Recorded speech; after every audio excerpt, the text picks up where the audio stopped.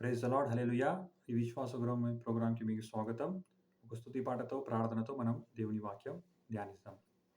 సన్నుతించెదను దయాళుడవు నీవని, యెహోవా నీవే దయాళుడవని నిన్ను సన్నుతించెదను.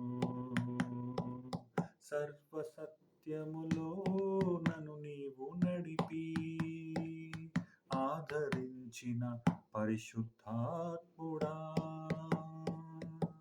కృపాధారము నీవేగా షాలేము రాజా, నిన్ను సన్మానించెదను. సన్నుతించెదను దయాళుడవు నీవని, యెహోవా నీవే దయాళుడవని నిన్ను సన్నుతించెదను. యెహోవా నీవే దయాళుడవని నిన్ను సన్నుతించెదను. ప్రైజ్ ద లార్డ్ హల్లెలూయా!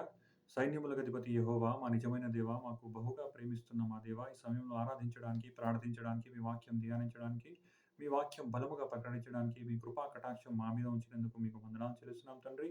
ఈ సమయంలో ఏ సోదరి సోదరులైతే, ఏ తల్లి తండ్రి అయితే, ఏ కుటుంబం అయితే ఈ ప్రార్థనలో ఏకీభవిస్తున్నారు తండ్రి, వాళ్ళతో మీరు మాట్లాడండి. వాళ్ళకు ముట్టి మీ బలమైన హస్తంతో వాళ్ళకు ముట్టి మీరు వాళ్ళని నడిపించండి తండ్రి. మీ ఆత్మ అభిషేకం వాళ్ళకు నింపండి తండ్రి. మీ మాటలతో, మీ వాక్యంతో వాళ్ళకు బలపరచండి తండ్రి. అవును తండ్రి, మీ వాక్యమే మాకు ఆధారము తండ్రి. మీ వాక్యమే మాకు ఆహారం ఉందని తండ్రి మేము నమ్ముచున్నాం తండ్రి. మీ ప్రజలలో, మీ బిడ్డల్లో విశ్వాసము ఎదిగే విధంగా, మీ విశ్వాసంలో ఎదిగే విధంగా వాళ్ళకు సహాయం చేయండి తండ్రి. పరిశుద్ధాత్మని పొందుకొని, పరిశుద్ధ ఆత్మ వరములు, ఫలములు పొందుకొని, ఈ లోకంలో నడిచే కృపను వాళ్ళకి ఇయ్యండి తండ్రి. అవును తండ్రి, యేసయ్య ఎలాగో ఈ లోకంలో నడిచారో, అలా నడిచే భాగ్యాన్ని మీ ప్రజలకి ఇవ్వండి తండ్రి. యేసుక్రీస్తు నామంలో మేము ఈ ప్రార్థన అడిగి వేడుకుంటున్నాం తండ్రి. Amen, amen, amen. Praise the Lord హల్లెలూయా! ఇప్పుడు ఇక్కడ పాస్టర్ అమ్మ సారా గారు ఉన్నారు ఇక్కడ. ఆమె దేవుని వాక్యం చెప్తుండగా మనం శ్రద్ధగా విని, మనము దేవుని వాక్యంలో మన గృహాలను, మన తలంపులను, మన ఆలోచనలను దేవుని వాక్యంలో కట్టుకుందాం. Praise the lord.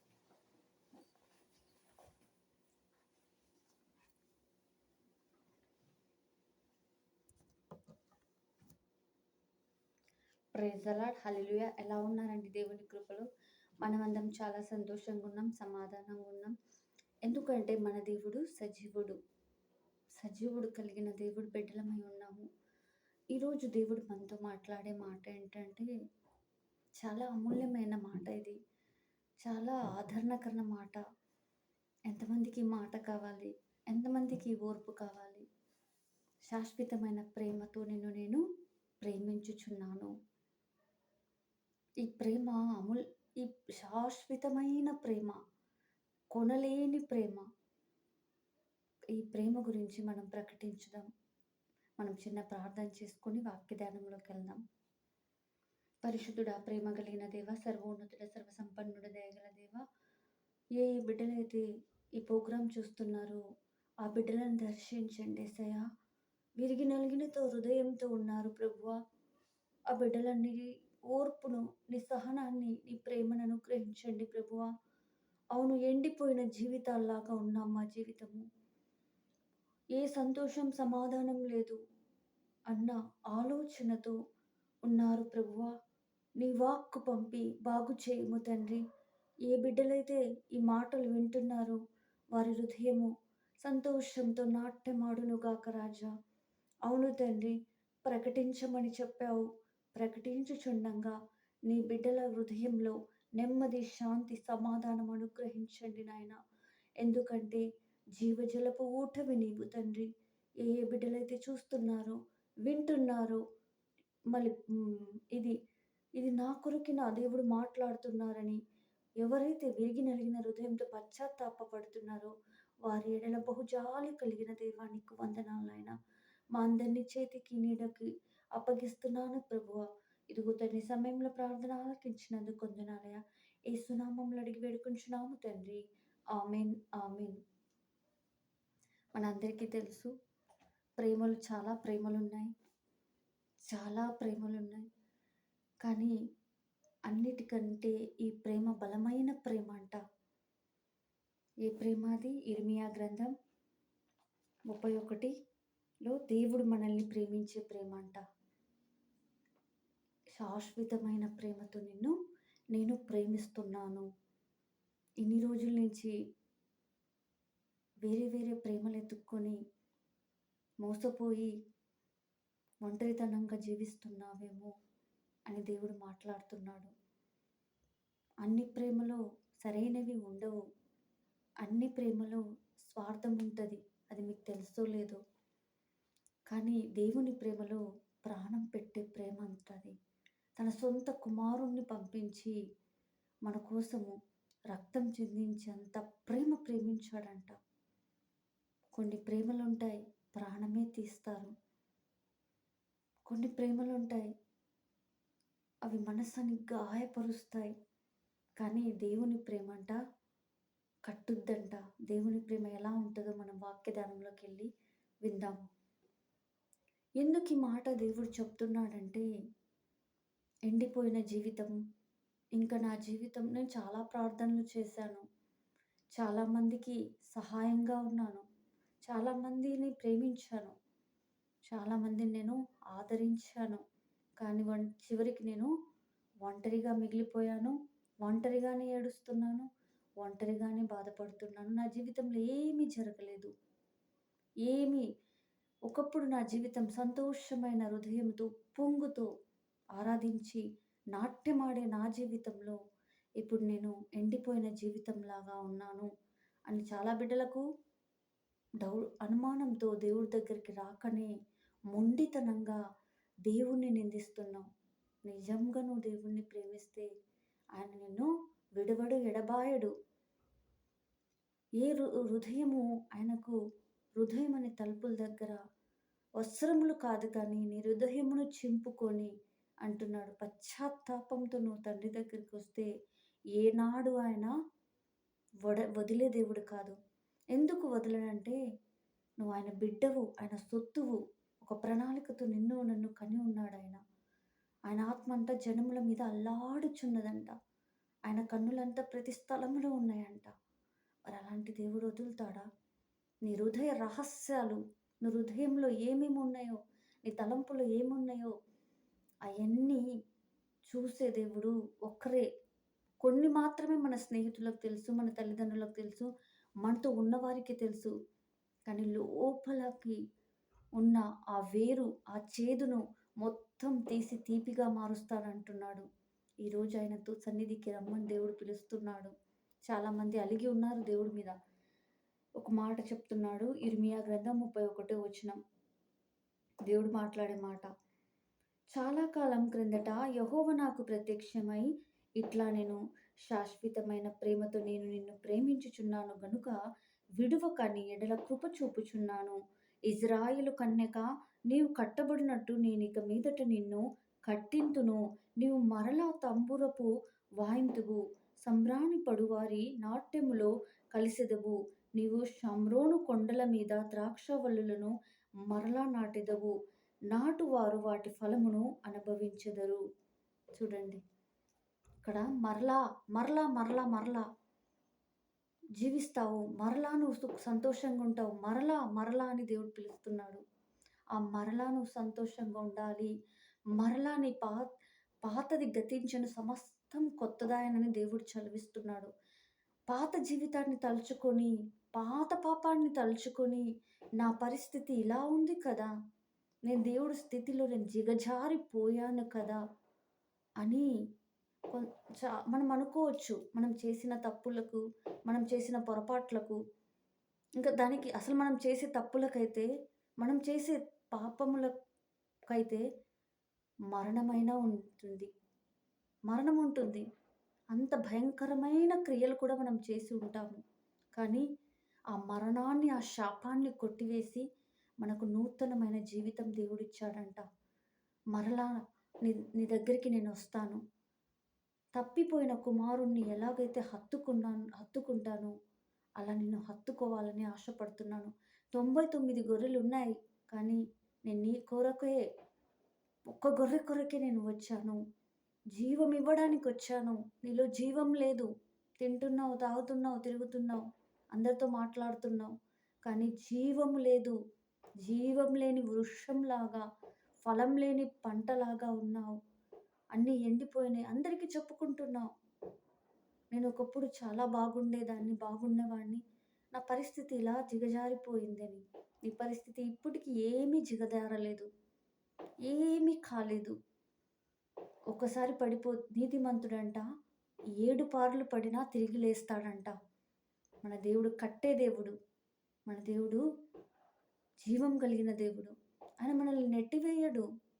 ఒకసారి పిలువు నోటితో, నీ హృదయముతో, ప్రభువా, నీ దృష్టికి నేను అనుకూలమైన కార్యం చేయలేదేమో, నేను చేసిన దానికి క్షమాపణ ఉండదు, కానీ నీ ప్రేమతో, నీ రక్తంతో నేను క్షమాపణ కోరి ఉన్నాను ప్రభువా. ఈరోజు నీ సన్నిధికి నేను వచ్చాను. నన్ను దర్శించు. నువ్వు మళ్ళీ చెప్పావు కదా వాక్యంలో. ఈరోజు నేను విన్నాను. ఏం విన్నాను? నేను చదివాను. ఏం చదివానంటే, నువ్వు మళ్ళీ నాకు కొత్త జీవితం ఇస్తావు. మళ్ళీ నా జీవితాన్ని అందమైన మలుస్తావు. ఎందుకంటే నువ్వు నాకు మంచి కుమ్మరివి. ఒక కుండ పాడైపోతే దాన్ని అందంగా మార్చే దేవుడవి. నన్ను చూసే దేవుడవి నువ్వు కదా. కాబట్టి నా జీవితం నీ చేతిలో పెడుతున్నాను. నా పాత జీవితాన్ని కొట్టివేయి అని దేవుణ్ణి అడుగు. ఖచ్చితంగా ఆయన సహాయం భలే వేగంగా వస్తుంది. శాంతి, సమాధానం వస్తుంది. అప్పుడు నుంచి లేని సమాధానం, అప్పుడు నుంచి లేని సంతోషం, కక్షతో, కోపంతో, క్రోధంతో నిండి ఉన్న హృదయము ఒకేసారి ఏదో ఒక పెద్ద భారం పోయినట్టు అనిపిస్తుంది. అనుభవంగా ఈ మాటలు మీకు చెప్తున్నాను నేను. ఎందుకంటే మనల్ని చేసిన దేవుడు మనల్ని ఉట్టిగా విడిచిపెట్టే దేవుడు కాదు. అందుకే శాశ్వతమైన ప్రేమతో నిన్ను ప్రేమిస్తున్నానంటున్నాడు. చెప్పుడు మాటలు విని జీవితాలు పాడు చేసుకున్నారేమో, లేకపోతే ఇక్కడికి అక్కడికి వెళ్ళి ధనాన్ని పాడు చేసుకున్నారేమో, శరీరాన్ని పాడు చేసుకున్నారేమో, ఎందరో అమ్మాయిలను అబ్బాయిలను ప్రేమించి మోసపోయారేమో, వివాహంలో మోసం జరిగిందేమో. కానీ అన్నిటికీ ఒకటే ఉంది. అదే ప్రభు అయిన యేసుక్రీస్తు. నీ నోటితో ఒప్పుకొని నీ హృదయంలో ఆయనను స్థానం ఇవ్వు. ఆయన ఖచ్చితంగా నీ జీవితాన్ని మలుస్తారు. మన దేవుడు పాత మాటలు తెచ్చి నువ్వు ఇది చేశావు, ఇలా నువ్వు బ్రతుకు అని మన దేవుడు అనే దేవుడు కాదు. అయిపోయింది కదా, ఇప్పుడు నూతనంగా మంచిగా జీవించు. నా ఇంట్లో నీకు స్థానం ఇస్తాను. ఎవరు నిన్ను పిలవట్లేదు, ఎవరు నిన్ను ఆదరించట్లేదు, ఎవరు నిన్ను చూస్తే ఇష్టపడటం లేదు. నిన్ను అత్యధికమైన స్థానంలో నేను ఉంచుతాను. అందరికీ ఆకర్షణగా బిడ్డగా నిన్ను మారుస్తాను.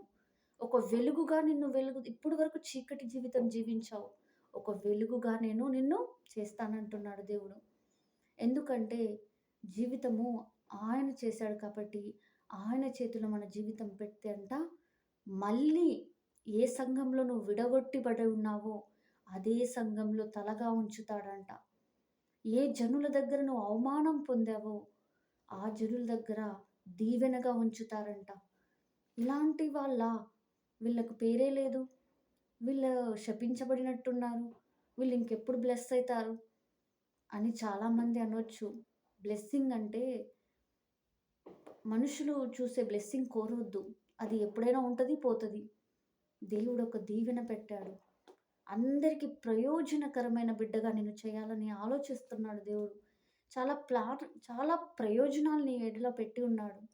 నువ్వు అడగాల్సింది, ప్రభువా, నా నోటిని వాడుకో, నా హృదయాన్ని నీకు ఇస్తున్నాను, నేనేం చేయాలి నాకు నేర్పించు.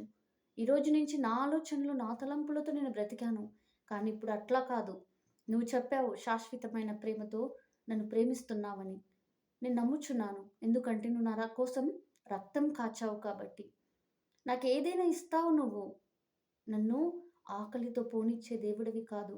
ఇక్కడ చెప్తున్నావు, మళ్ళీ నేను నిన్ను నాటెదను, మళ్ళీ నిన్ను ఫలించబరిచదను చేసేదను. అంటే నువ్వు చేయాల్సింది నీలో ఉన్న పనికిరాని తీగలను బయట పారవేయాలి. అప్పుడే మన దేవుడు మనల్ని స్వస్థతని చేస్తాడు. కాబట్టి ఆయన చెప్పిన మాట ఏంటి? ఆయన ఏం కోరుతున్నాడు నాలో? విరిగి నలిగిన హృదయం అంటే ఆయనకు చాలా ఇష్టమంట. ఇప్పుడు గిన మారకుండా దేవుడికి కోపంగా, క్రోధంగా వీళ్ళు నాతో సహాయం చేయట్లేదు, వాళ్ళు సహాయం చేయట్లేదు అనేసి ఇంకా దూరం వెళ్ళిపోయావనుకో దేవుడికి, అలాగే దూరంగా వెళ్ళి అపవాది చేతిలో చిక్కి పాతాళమని నోరు తెరిచి ఉంటుంది. సర్వోన్నతుడైన దేవుడు కుడి పరవశంలో మనల్ని కూర్చోబెడతానంటే, మనం వెళ్లి ఆ పాతాళంలో ఆ అగ్నిగుండంలో పడదామంటామా? ఆయన శిష్యులకు కూడా ఆయన స్థానం ఇవ్వలేదు. ఆ శిష్యులకు వచ్చి, "నీ కుడి పరవశంలో మమ్మల్ని కూర్చోబెడతావా?" అంటే, "నేను తాగిన రక్తం మీరు తాగుతారు. నేను తిన్న గిన్నెలోది మీరు తింటారు. కానీ నా పక్కన కూర్చుండే శక్తి నాకు కాదు. నా దేవుడు ఏర్పరుస్తారు." అంటే మనల్ని కూర్చోబెట్టాలని ఆశపడుతున్నాడు. అది నాకు నాకు తెలియదు కానీ నా దేవుడు నా దగ్గర కూర్చోబెడతాడు. అది నా వశంలో లేదని దేవుడు చెప్తాడు. యేసయ్య చెప్తారు. అంటే అక్కడ ఏముంది? మనల్ని కూర్చోబెట్టాలని ఆయన రూపంలో చేసి, ఆయన పక్కన ఆయన సింహాసనం మీద ఒక కుర్చీలో మనం కూర్చోవాలని, రాజ్యం జేయాలని, ఏలమని మనకు దేవుడు చెప్తే, మనం దేవుడికి దూరమైతే నష్టపోయేది మనమే. ఆయన కోపంతో ఆయన నాకిది చేయలేదు, అది చేయలేదు అని మనం ఎప్పుడైతే కోపగించుకుంటామో చాలా దూరం వెళ్ళిపోతాము. ఎప్పుడైతే మనం ఆయనను దూరంగా వెళ్తామో అపవాదికి చోటిచ్చి ఈడ్చుకొని ఎళ్లి పాతాళంలో పడేస్తాడు. వద్దు. మనకిదొద్దు మనకు. మన దేవుడు మనకున్నాడు. ఆయన ప్రేమించే దేవుడు, ఆదరించే దేవుడు, నడిపించే దేవుడు. మనం ప్రార్థన చేద్దాం. దేవా! నాకు సహాయము చెయ్యి. నీకు చేత కావట్లేదు ప్రార్థన చేయడానికి. మాలాంటి వాళ్ళకి ఫోను చెయ్యి. అమ్మ నా మనసు ఇలా గలిబిలిగా ఉంది. నన్ను ఆదరించే వాళ్ళు లేరు. నన్ను ప్రేమించే వాళ్ళు లేరు అన్నప్పుడు, వాళ్ళు ఏకీభవించి నీతో కలిసి ప్రార్థన చేసినప్పుడు, నువ్వు నెమ్మది పొందుతావు. అప్పటి నుంచి నువ్వు వాక్యం చదవడం, ప్రార్థన చేయడం, ఏకాంతంగా ప్రభుతో గడుపు. ఎన్నో మాటలు ఆయన నీతో మాట్లాడతాడు. దినమెల్లా మన కొరకంట చేయి చాచి ఉన్నాడంట. నా బిడ్డ ఇప్పుడైనా వస్తదేమో, ఇప్పుడైనా తన బాధ చెప్తదేమో. మీరు బాధపడుతున్నారనే కదా శాశ్వతమైన ప్రేమతో నేను ప్రేమిస్తున్నానని మాలాంటి వాళ్ళకి ఏర్పరచుకొని మీకు చెప్పేది. లేకపోతే ఆయనకేం పని? పరలోకమైన తండ్రి, ఆకాశంను భూమిని సృష్టించిన తండ్రి, మన కోసము ఆయన కుమారుణ్ణి పంపించి, మళ్ళీ మాలాంటి వాళ్ళకు ఏర్పరచుకొని, ఇదిగో ఇది చెప్పు నా బిడ్డలకు. కృంగిపోతున్నారు. ధైర్యం లేకుండా పోతుంది. విసిగిపోతున్నారు. ఆలోచించి రాత్రంతా నిద్ర లేకపోతున్నారు. వారి హృదయం గాయముగా ఉంది. నా మాటలు చెప్పి ఓదార్చు, కట్టువారను అని దేవుడు సెలవిస్తున్నాడు. ఈరోజు విడిపోయి ఉంది. గోడలన్నీ కూలిపోయి ఉన్నాయి. మళ్ళీ నూతనమైన మట్టితో నూతనంగా ఆయన కట్టాలని ఆశపడుతున్నాడు. ఎంతమంది అయితే ఆయన సన్నిధిలో లేదు నేను మళ్ళీ పునరుద్ధానము పాతయి నాకొద్దు. నేను కొత్త జీవితం జీవించాలనుకుంటున్నాను. ఏదైతే ఎవరు ఏమైనా చేయని. నా దేవుడు నన్ను స్వస్థపరుస్తాడు. నా దేవుడు నాకు ఆహారం ఇస్తాడు. నా దేవుడు నన్ను బాగు చేస్తాడు. నా దేవుడు నన్ను ఫలభరితమైన జీవితం ఇస్తాడు. అంటే నేను నా మనసును మార్చుకోవాలి. ఇంకెంత మార్చుకోవాలి? మారుమనసు పొందే ఉన్నాను. ఇంకెంత ప్రార్థన చేయాలి? ఇంకెంత అని చాలామందికి అనుమానం రావచ్చు. కానీ అది నిజమైన మారుమనసు కాదు. నువ్వు నిజమైన మారుమనసు పొంది ఉంటే వెనక వాటిని ఆలోచించవు. వెనక ఉన్న కత్తులు నీకు కనిపించవు. ముందున్న గురి, ముందున్న దారి అది కొంచెం కష్టమవుతది. కానీ పోతూ పోతూ ఉంటే విశాల దారిగా అది చాలా మంచి దారిగా, పరలోక దారిగా మనకు మారుతది.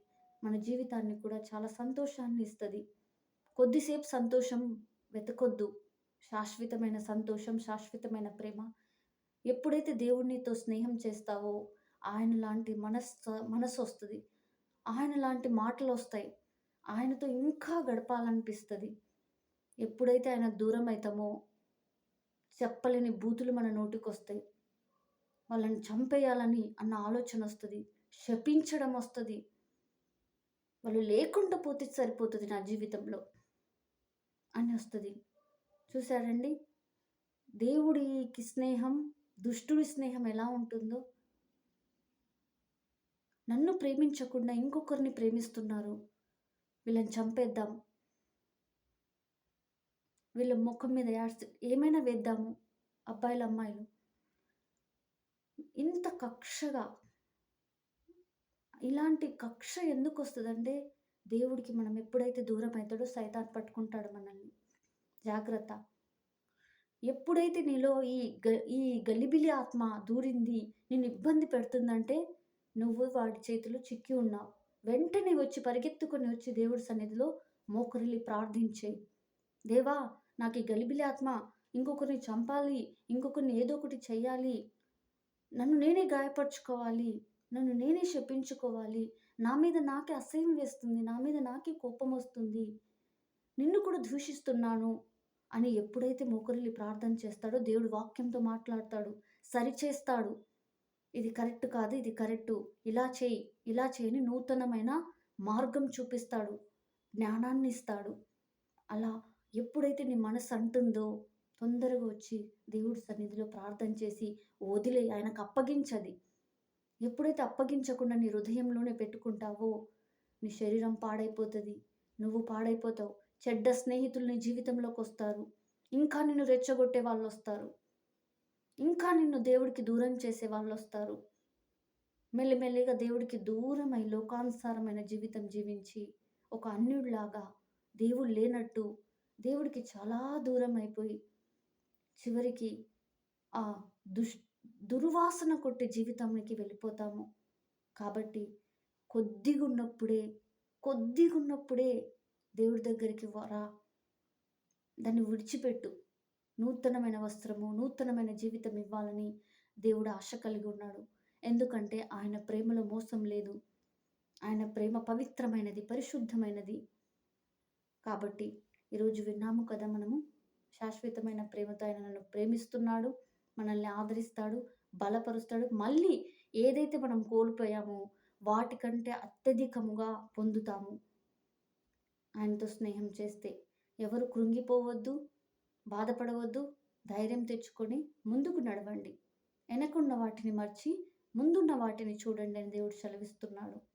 ఈరోజు శాశ్వతమైన ప్రేమతో మనల్ని అందరినీ దేవుడు ఆదరిస్తున్నాడు, ప్రేమిస్తున్నాడు. కాబట్టి ఈ వాక్యము మనందరిలో దీవించునుగాక. చిన్న ప్రార్థన చేసుకుందాం. పరిశుద్ధుడా, ప్రేమ కలిగిన దేవ, సర్వోన్నతుడ, సర్వసంపన్నుడ, దయగల దేవ, నీ అగ్నితో అభిషేకించండి. నీ ఆత్మతో నింపండి నాయన. మా హృదయము నీకు అర్పిస్తున్నాము ప్రభువా.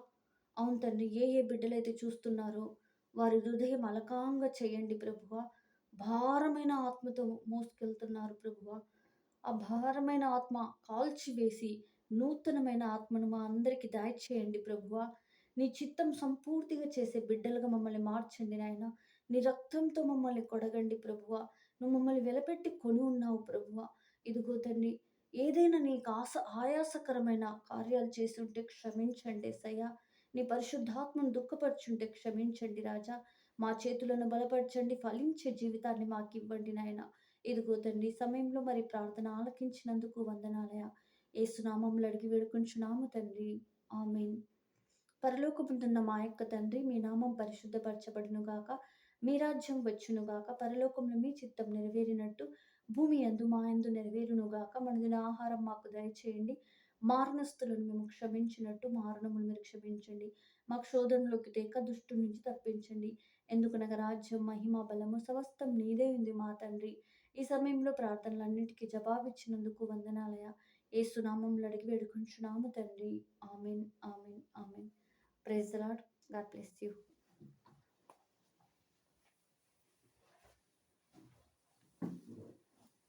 Praise the Lord. హల్లెలూయా. విన్నారు కదండి దేవుని వాక్యం.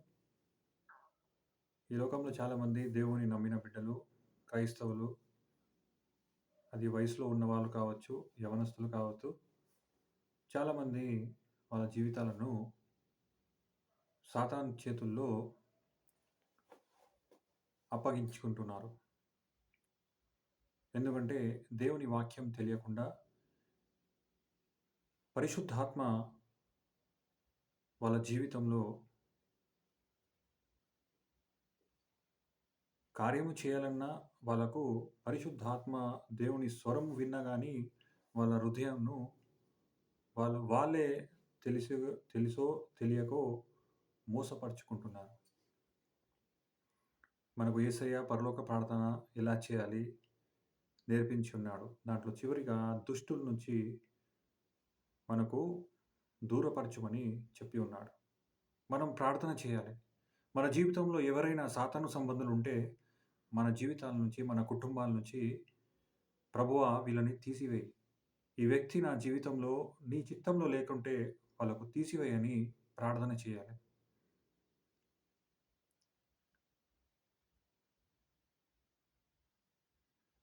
దేవుడు బలవంతంగా మన జీవితంలో కార్యాలు చేయడు. దేవుడు బలవంతంగా మన జీవితాల్లో కొన్ని కార్యాలు చెయ్యడు. అది మనం అనుమతిస్తేనే ఆ కార్యాలు దేవుడు చేస్తాడు.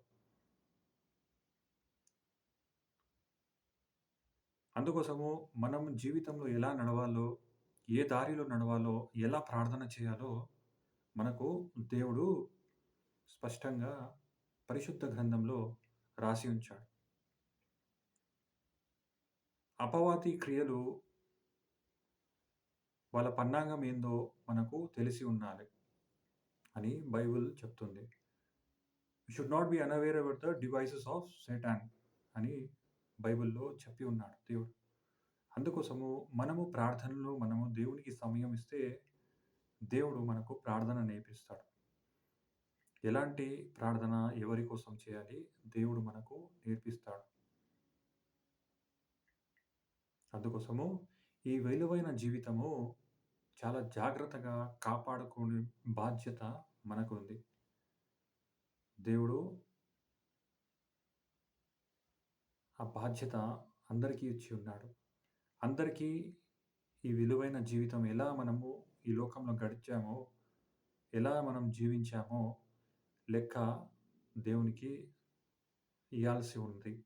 అది మనం గుర్తుపెట్టుకోవాలి. ఎందుకంటే మనకు మన దేవుడు బంగారం ఇచ్చి, డబ్బులిచ్చి, వెండి, బంగారం ఇచ్చి మనకు కొనలేదు. దేవుడైన ప్రియ కుమారుడిని యేసు ప్రభుని ఈ లోకానికి పంపించి ఆయన విలువైన రక్తంతో, పరిశుద్ధమైన రక్తంతో, నిష్కళంకమైన రక్తంతో మనకు కొని ఉన్నాడు. అందుకోసము దేవుడు ఇక్కడ ఈ లోకంలో ఆషామాషిగా యేసు ప్రభుని ఈ లోకానికి నవ్వులాట గురించి పంపించలేదు. క్రిస్మస్ వచ్చింది, పండుగ చేసుకుంటున్నాము. ఈస్టర్ వచ్చింది, పండుగ చేసుకుంటున్నాము. బట్టలు కొనుక్కుంటున్నాము, సంబరాలు చేసుకుంటున్నాము, నాట్యం ఆడుతున్నాము, డాన్సులు చేస్తున్నాము, కేకులు పంపించుకుంటున్నాము. అంతేకాదు. దేవుడు ఈ జీవితంలో నువ్వేం చేశావో దానికి సరిగ్గా లెక్క అడుగుతాడు. అందుకోసము మనం తెలిసి తెలియకో సాతాను చేతుల్లో చిక్కబడి మనము పాపానికి పాపము, పాపానికి పాపము చేస్తూ ఉంటున్నాము. అట్టి వాళ్ళకు దేవుడు అవకాశం ఇస్తున్నాడు ఇవాళ. మారు మనసు పొంది దేవుని దగ్గర రమ్మంటున్నాడు. దేవుడు క్షమిస్తాడు.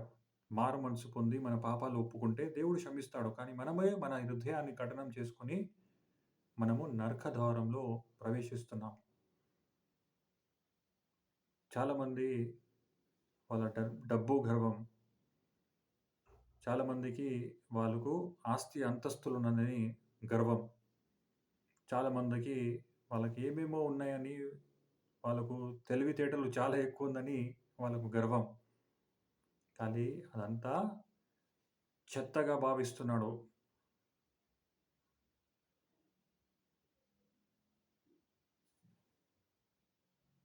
పౌలు. పౌలు పౌలు యేసు ప్రభుతో నడుస్తున్న శిష్యులే అంత బైబిల్‌లో లేఖనాలు రాయలేదు. కానీ పౌలు దమస్కు మార్గంలో యేసు ప్రభు దర్శనం చూసిన తర్వాత ఒక సైనికుడుగా బలమైన ఖడ్గంగా దేవుని రాజ్యంలో వాడబడిన అపోస్తలుడైన పౌలు. ఇదంతా చెత్తగా భావిస్తున్నాడు. ఈ లోకంలో ఉన్న ఐశ్వర్యము, జ్ఞానము, ధనము, పేరు ప్రతిష్టలు ఆయన చెత్తగా భావిస్తున్నాడు. అలాంటి వ్యక్తి ఇలాంటి ఐశ్వర్యము, ధనము, అంతస్తి, గర్వము, జ్ఞానము చెత్తగా భావిస్తే మనం ఎక్కడున్నామో మనము మన జీవితము సరిచేసుకోవాలి. ఈ లోకము శాశ్వతం కాదు. ఈ జీవితము శాశ్వతం కాదు. ఈ లోకంలో ఉన్న ఆస్తి, అంతస్తులు శాశ్వతం కాదు. దేవుడు దేవుడే శాశ్వతం. దేవుని రాజ్యమే శాశ్వతం. ఆయన మాటే శాశ్వతం ఉంటది. అందుకోసము ఒకవేళ మనం సంబంధము దేవునితో సరిగ్గా లేకపోతే సరిచేసుకోమని దేవుడు అవకాశం ఇస్తున్నాడు. అందుకోసం ఈ వాక్యము మనము మన జీవితంలో దేవుని వాక్యంలో మనము కట్టుకోవాలని దేవుడు కోరుకుంటున్నాడు. అందుకోసం ఆయన ప్రతి దినము ఎవరితో అయినా ఎవరు దేవుని వాక్యము మన చెవులకు వినిపిస్తున్నాడు. ఇవాళైనా నా బిడ్డ ఆయన జీవితము సరి చేసుకుంటాడేమో. అందుకోసము మనము పరిశుద్ధంగా జీవించాలి. ఎందుకంటే మన తండ్రి, పరలోక తండ్రి పరిశుద్ధుడు కాబట్టి. అందుకోసము ఒక చిన్న ప్రార్థన చేసి ముగిస్తాం. అవును తండ్రి, ఇంతసేపు మీరు మీ సేవకులతో మాట్లాడారు తండ్రి మీ బిడ్డలకు. అవును తండ్రి, మీ బిడ్డలు ఎక్కడ పొరపాటు చేస్తున్నారో, ఎవరితో స్నేహం చేస్తున్నారో, ఎవరితో సంభాషణ చేస్తున్నారో, ఎవరితో వాళ్ళు జీవితం గడుపుతున్నారో వాళ్ళకు బయలుపరచండి తండ్రి. ఎవరు అపవాది సంబంధులో, ఎవరు దేవుని సంబంధులో వాళ్ళకు బయలుపరచండి తండ్రి. అవును తండ్రి, మోసగాడు ఎవరి ద్వారానైనా రావచ్చు. సాతాను, దుష్టుడు ఈ లోకంలో సృష్టింపబడిన ఆదాము హవ్వలకే మోసపరిచాడు తండ్రి. అవును తండ్రి, అలా మోసకరమైన జీవితము మేము జీవించకుండా మీ పరిశుద్ధాత్మతో ఈ లోకంలో పరిశుద్ధాత్మతో మేము నడిచే కృపను ఇవ్వండి తండ్రి.